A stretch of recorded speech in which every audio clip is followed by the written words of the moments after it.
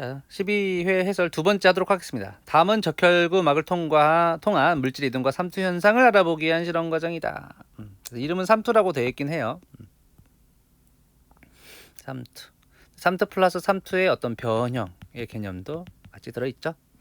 혈액으로부터 적혈구를 분리한 후 생리식염수에 넣어서 적혈구 현타객을 만든다. 생리식염수가 뭐야? 혈액과 등장액이면서 우리 몸과 pH까지 동일한 용액, 우리 몸에 가까운 용액을 우리가 생리식염수, 살라인이라고 하고요. 시험 문제도 되게 자주 등장했습니다. 포스페이트 버퍼드 살라인, PBS라는 말로도 자주 시험에 나오니까 얘는 꼭 기억해 두세요. PBS.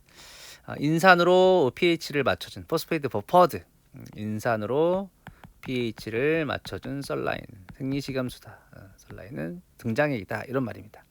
그래서 이 가 상태면 우리 몸과 같은 등장액에 적혈구가 둥둥둥 떠 있다. 현타객, 이거 설명한 적 있는 것 같은데, 현타객 서스펜션이라고 해서 어떤 용액에 적혈구가 떠 있을 때 현타객이라고 합니다. 자, 얘를 시험관 A, B에 집어넣는데, 전체 A, B의 시험관의 전체 부피는 5ml로 엄청 크죠. 5ml. 거기에 적혈구 현타객을 0.1만 넣는 거야. 0.1만. 이 전체 부피가 0.1ml고 여기 안에 또 적혈구가 들어있으니까 적혈구가 전체 A용액 혹은 B용액 차지하는 부피는 굉장히 작은 거예요. 충분한 시간을 뒀다. 5분 동안 두고서 적혈구가 터지는지 안 터지는지 봤다. 제가 이거 변형 형태라고 미리 알고 있으라고 했죠. 요소 분자처럼 적혈구 세포막을 자유롭게 통과하는 아이들. 이거 이미 수업 시간에 말씀해드렸죠. 적혈구를 세포를 마음껏 통과할 수 있는 결국에 그 양쪽 공간에 똑같은 농도로 존재할 거고, 그러면 삼투 농도에는 차이가 없을 거다. 요소의 삼투 농도의 차이는 없다. 어차피 삼투압에서는 어떤 종류의 용질이냐는 중요하지 않다고 했죠. 총괄 농도가 중요하다고 했죠. 그럼 0.6몰의 요소의 용액에 적혈구를 넣었다면 요소 때문에 생기는 삼투 농도의 차이는 없다고요. 근데 적혈구 세포 안에 삼투 농도는 300ml 오스몰. 적혈구 안에 들어있는 용질들은 뭐 칼륨이라든지 단백질이라든지 세포 바깥으로 빠져나가지 않은 용질들이거든요. 그러니까 A 용액을 확대해 보면 요소는 다 동일하게 있는데 세포 안쪽에만 나트륨, 칼륨, 프로테인이 있으니까 더 오히려 여기 삼투 농도가 안쪽이 더 높은 거예요. 물이 바깥에서 안으로 들어올 것이고 A 세포는 용혈이 일어나겠죠. 그래서 A에서는 용혈이 일어난다는 게 맞고요. B 조건에서는 또 똑같이 세포안은 300ml 오스몰인데 바깥쪽에 0.15몰의 NaCl을 집어넣으면 이게 삼투 농도는 NaCl은 물에 들어가면 두 개를 해야 되니까 2 곱하기 NCRT 0.15 알틴데 C알틴데 제가 이거 그냥 복잡하게 계산할 필요 없이 그냥 이거 곱하면 0.3 이 RT 퉁치고 이거를 우리가 오스몰이라고 한다. 0.3 오스몰은 300ml 오스몰입니다. 밀리는 1000분의 1이라고 된 단위잖아요. 그래서 0.3 오스몰은 300ml 오스몰이야. 그러면 세포 바깥쪽도 300ml 오스몰. 이 문제에서 적혈구 안쪽도 300ml 오스몰이니까 B 조건은 등장액 조건이죠. 등장액 조건이라서 적혈구의 용혈이 일어나지 않고 크기가 그대로다. 이렇게 하시면 되겠습니다. 자, 그림은 장상피 세포에서 포도당의 이동을 모식도로 나타낸 것이다. 자, 이거 자주 나오는 시험이니까 이거 외워두세요. 장상피 세포에서는 1번 다의 나트륨, 칼륨 펌프가 1차 능동 수송을 해서 세포 안쪽의 나트륨 농도를 낮게 유지를 한다면 나트륨 농도 차이 때문에 이 2차 능동 수송체가 이 이름이 있습니다. 이거 외워두세요. 소디움, 나트륨이랑 같이 포도당, 글루코스가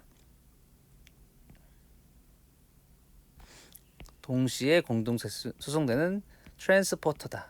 SGLT라고 부릅니다. 소디움과 코스가 공동 수송되는 단백질 가를 우리가 SGLT라고 불러요. 여러 번 기출됐습니다. 얘는 2차 능동 수송이에요. 여기 나트륨 농도가 장상피 세포에 작기 때문에 나트륨이 농도 9배대로 이동하면서 포도당이 농도 9배에 역행해서 수송되죠. 포도당은 왜 여기가 많다고 그랬어? 얘는 세포 부피가 작기 때문에 포도당이 조금만 들어가도 농도가 높고, 장내강은 포도당이 생기자마자 바로 들어가기 때문에 장내강의 포도당 농도는 거의 0에 가깝다, 이런 이야기 했었죠. 포도당이 들어갔는데, 그럼 포도당 여기 농도는 굉장히 높아지게 된다. 그래서 농도가 높은 데서 낮은 데로 이 글루트, 장상피 세포는 글루트 2가 있다고 했죠. 글루트 2가 어디 있어? 기저면 쪽에 있네요. 이 세포막의 이쪽 면, 이 아래쪽 면 우리가 기저면이라고 하죠. 기저면을 통해서 포도당이 이동하게 됩니다. 간은 포도당과 나트륨을 이온을 동시에 확산 아니에요. 나트륨은 확산이라 말할 수 있지만 포도당은 역행하기 때문에 2차 능동성이다. 포도당은 역행한다, 이렇게 말을 해야 돼요. 그래서 1번 틀립니다. 나는 글루트입니다. 글루트는 촉진 확산하죠. 능동수송 혹은 ATP 쓴다고 했으니까 2번은 틀리고요. 다는 기저 측면에만 존재합니다. 원래 기저면이라고 했는데 지금 여기서 밀착 견접이 여기 이 그림에서 밀착 견접이 여기 녹색 부분에 있기 때문에 지금 이 기저면하고 이 측면, 옆면이 서로 물리적으로 나눠져 있지 않아요. 그래서 이동할 수 있습니다. 기저 측면이 같이 지금 붙어 있는 형태예요. 그래서 사실 다가 이 그림에서는 기저면에 있는 게 맞는데 기저 측면에 존재한다고 한 것도 맞는 설명이 돼요. 3번 맞는 보기가 되겠습니다. 끝. 자, 그다음에 살짝 좀 지울게요. 아까 앞에 설명은 다 썼겠죠? 지금 피트 기출 문제네요. 피트 기출. 여러분들 그 기출 문제 맛보라고 제가 원래 수업 시간이었다면 안 했을 텐데 유튜브를 하다 보니까 이런 문제도 다 해설해 드리게 되겠네요. 자, 다음은 원형질 막에서 일어나는 물질 이동 방식 중에 하나이다. 그래서 피트는 요게 중요해요. 여러분들 열심히 공부해 가지고 이 그림 보고 이런 키워드를 봤을 때 어떤 그림인지를 빡 바로 알으셔야 돼요. 머릿속에 그러니까 이렇게 르륵 들어가 있어야 돼. 근데 얼마 또 친절해. 잘 생각이 안 날까봐 뭐뭐뭐 중에 하나다, 이런 애매한 거를 다 조건으로 전달해 주죠. 근데 여기 지금 세포 밖은 농도가 높은 데서 낮은 데로 이동하면서 단백질로 이동하는 거는 촉진 확산밖에 없지 않냐? 뭐뭐 중에 하나는 이거 못해? 할 수 있죠. 그 다음에 나 같은 경우는 얘가 이렇게 이동하고 얘가 이렇게 이동해. 우리가 배웠던 대로 그대로네요. 수소이온 농도가 고농도에서 저농도로, 누구 하나는 고농도 저농도 이동할 때 얘는 저농도에서 고농도로 이동하죠. 동시에 수송되고 있으니까 공동 수송. 근데 그게 같은 방향으로 수송되고 있으니까 동방향 수송. 이건 보통 2차 능동 수송. 이런 것들이 이제 공부해서 머릿속에 있어야 됩니다. 그다음에 다는 세포 외 배출 맞죠? 세포 외 배출은 이 세 가지 중에 유일하게 막으로 둘러싸여 있다가 그게 안쪽에 있는 게 세포 바깥으로 나가는 거. 이걸 우리가 엑소사이토시스라고 배웠죠. 자, 기억. 가에서 평형 상태에 도달하면 X의 순 이동은 일어나지 않는다. 맞죠? 이거는 머릿속에 있어야 된다고. 가가 뭐뭐뭐 중에 하나라고 했으면 가가 촉진 확산이죠. 촉진 확산은 농도 9배대로만 이동하기 때문에 평형 상태에 도달하면 순이동은 없는 거야. 맞습니다. 그다음에 니은, 이런 것들이 이제 여러분들 고등학교는 좀 다른 거야. 조금 더 많이 공부해야 되는 게 이런 것들이죠. 공동성이 되게 여러 가지가 있는데 제가 이거 꼭 열라고 했죠. 식물 세포는 세포 안쪽에서 바깥쪽으로 먼저 수소이온을 바깥쪽으로 내보내더라. 그때 그 수소이온이 들어오려고 할 때 식물은 여러 가지를 수송할 수 있는데 이 물질로 뭐 설탕도 있고 질산도 있고 이것처럼 인산도 있고 식물이 물질을 수송하는 방식 가능합니다. 니은 맞다. 자, 이자세포가 리파제를 분비할 때 다를 이용한다. 이것도 지식형이죠. 이건 고등학교도 나올 만한 내용인데요. 리파아제는 단백질이야. 그리고 RER에서 만들어져. 그런 다음에 바깥으로 나가야 되는 단백질이야. 바깥으로 분비되는 단백질. 그래서 세포가 만들어서 바깥으로 분비되는 단백질은 다 다와 같은 방식을 이용합니다. 기억, 니은, 디귿 모두 맞다. 답은 7번이다. 끝.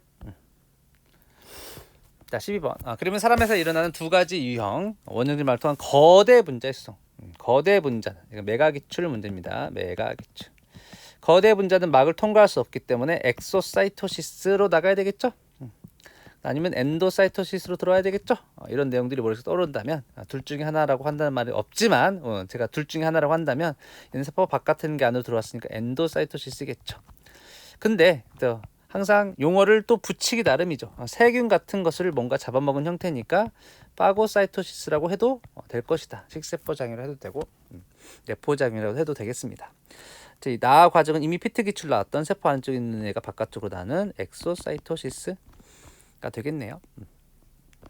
여기에 플러스 이제 원래 피트는 조금 더 어려워야 되니까 메가 기출은 조금 더 전공서적의 내용, 뒷단원의 내용들과 좀 콜라보를 해가지고 보기를 많이 내는데요.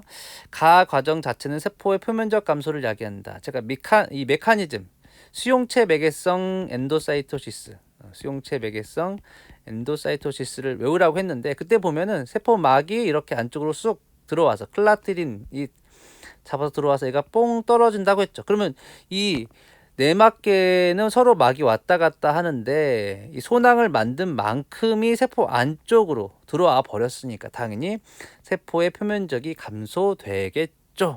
이건 제가 이야기 안 했지만 추론할 수 있어야 되고 실제로도 그렇습니다. 어떤 세포가 엔도사이토시스를 많이 하면 세포막이 감소해.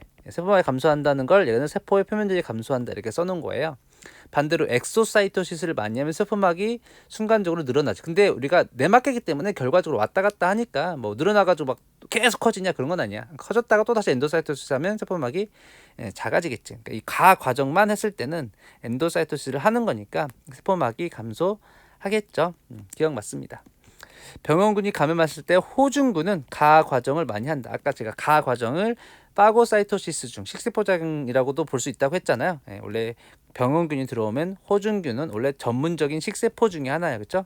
지식형입니다. 이거는 아직 저랑은 배우지 않았어. 핵심에서는. 근데 어디서 했냐면 캠벨에서 했어. 호중군은 식세포 작용을 잘하는 세포들 중에 하나고 백혈구 중에는 가장 숫자가 많으며 식세포를 가장 잘하는 아이다.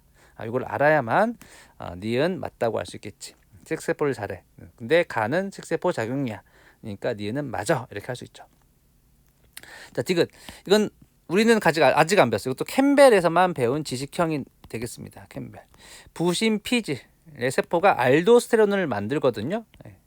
알도스테론을 만드는데 이거는 세포 안에 있던 이 효소들이 콜레스테롤로부터 알도스테론을 만들어요.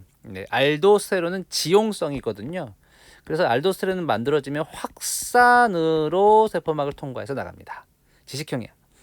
나처럼 엑소사이토시스 나가잖아. 그러니까 아까 우리 봤던 것 중에 뭐 단백질인 앞전에서 봤던 리파제라든지 아니면 항체 단백질이라든지 뭐 콜라겐이라든지 커다라면서 분비돼야 되는 단백질 혹은 좀 작은 아미노산 같은 것도 있거든요. 뭐 예를 들어서 성장 호르몬은 단백질, 펩타이드 호르몬 이런 것들은 엑소사이토시스로 분비가 돼요. 근데 우리 지용성 호르몬인 이 스테로이드 호르몬이라든지 딱 하나 더 뭐가 있어요? 티록신과 같은 지용성 분자는 확산으로 나갑니다. 그래서 여기에는 없는 방식을 써요. 가의 방식도 아니고 나의 방식도 아닌 단순 확산으로 나간다. 지식형입니다. 그래서 디귿은 틀려. 기억, 니은. 그래서 답은 4번이 되겠습니다. 자, 그 뒤도 좀 길어질 것 같아서 여기서 또 한번 끊어갈게요. 뒤에서 봐요.